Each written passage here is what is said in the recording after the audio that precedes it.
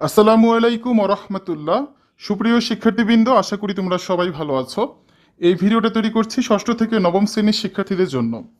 তোমাদের ষষ্ঠ থেকে নবম শ্রেণীর ষান্মাসিক সামষ্টিক মূল্যায়ন কার্যক্রম নিয়ে আজকের এই ভিডিওতে আমরা আলোচনা করব। পরিস্থিতি স্বাভাবিক না হলে শিক্ষা প্রতিষ্ঠান খুলবে না, এমনটাই জানিয়েছে শিক্ষামন্ত্রী। শিক্ষা প্রতিষ্ঠান খোলার আগে শান্তিপূর্ণ সহাবস্থানের কথা বলা হচ্ছে, সেগুলো আগে নিশ্চিত করতে হবে। তাড়াহুড়ো করে খুলে দিয়ে আবারও অরাজকতা আমরা চাচ্ছি না। কোটা আন্দোলনকারী শিক্ষার্থীরা শিক্ষা প্রতিষ্ঠান খুলে দেওয়ার আলটিমেটাম দিলেও পরিস্থিতি স্বাভাবিক না হলে তা সম্ভব নয় বলে জানিয়েছেন শিক্ষামন্ত্রী মহিবুল হাসান চৌধুরী নওফেল।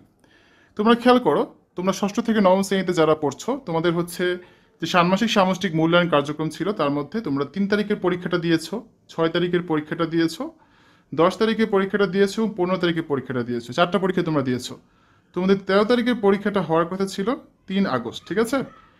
আর এই যে তোমাদের হচ্ছে যে কোটা আন্দোলনের জন্য বিদ্যালয় যে বন্ধ ছিল যে কয়দিন, তার মধ্যে থেকে তোমাদের এই 20 তারিখের পরীক্ষাটা হয়নি, 22 তারিখের পরীক্ষাটা হয়নি, 24 তারিখের পরীক্ষাটা কিন্তু হয়নি। এখন প্রশ্ন হচ্ছে, পরবর্তী পরীক্ষার ডেট হচ্ছে 27 তারিখ।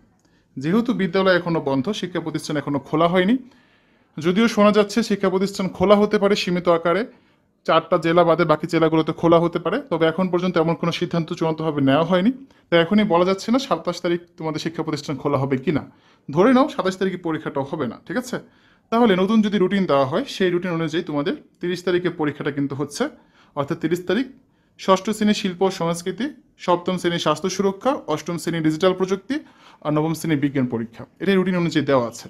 কোনো কারণে যদি বিদ্যালয়ে 30 তারিখের আগে খুলে যায়, সেক্ষেত্রে 30 তারিখে পরীক্ষাটা কিন্তু হওয়ার সম্ভাবনা প্রচুর রয়েছে।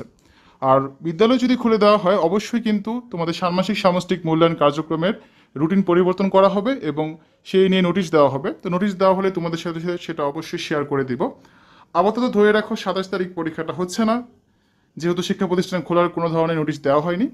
30 তারিখে পরীক্ষাটা হতে পারে শিক্ষা প্রতিষ্ঠান খুললে, আর তা না খুললে পুরো নতুন রুটিন দেওয়া হবে। সেই রুটিন অনুযায়ী হচ্ছে যে 6টা পরীক্ষা বাকি ছিল, অর্থাৎ 13 তারিখ মানে 3 তারিখে পরীক্ষাটা এবং এই 5টা পরীক্ষা, এই 6টা পরীক্ষার জন্য নতুন করে আবার রুটিন দেওয়া হবে। সেই রুটিন অনুযায়ী তোমাদের পরীক্ষা হবে। আশা করি বুঝতে পেরেছো।